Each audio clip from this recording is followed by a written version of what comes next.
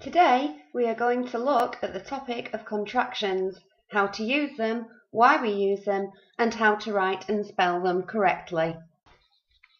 Contracted words are words such as whose, he's, haven't, she's, there, and would've.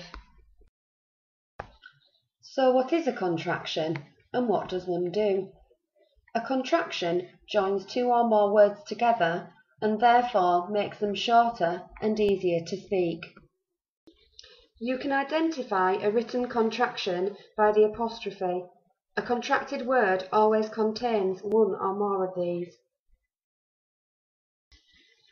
So why do we use contractions? We are likely to use contractions when we speak. For example, rather than saying, "I do not want to go to the park today," a person would be more likely to say, "I don't want to go to the park today." If we are writing speech, it would be more natural to use a contraction. This would depict real-life speech and make it flow better. The next thing we need to know is how to write and spell a contraction correctly.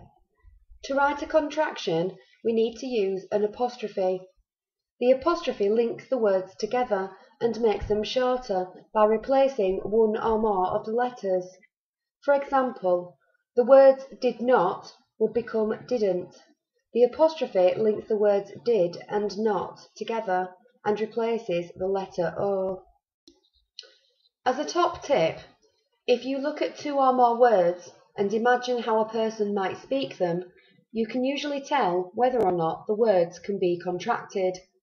If you think that written words would or could be spoken in a shorter way, it is usually a good indication that these words can be linked together and made into a contraction. In a contraction, we can remove any of the letters that we do not need to sound out. If we take a look at the sum, we begin with the two words can and not. If we think of how these words are spoken, we would contract these two words into can't. We do not need the letters N and O because we don't need them to pronounce the word properly. So, can not, take away the letters N and O, plus an apostrophe equals can't. The contraction of cannot is can't. Here's another contraction. Instead of saying, "I am feeling ill today," it is likely that we would say, "I'm feeling ill today." The contraction of I am is I'm.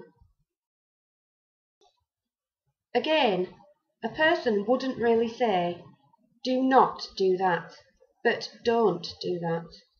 The contraction of do not is don't. Here are some commonly used contractions. It is equals it's. I will equals I'll. We have equals we've. You are equals you're. Is not equals isn't. She will equals she'll. Let us equals let's. Could not equals couldn't. Have not equals haven't. We will equals we'll. I have equals I've. There are many more contractions used in everyday speech, and now you know about them, you will probably find them quite easy to spot.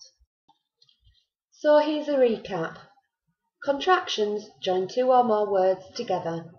We tend to use contractions when we speak, and an apostrophe needs to be placed where any letters that are not needed have been removed.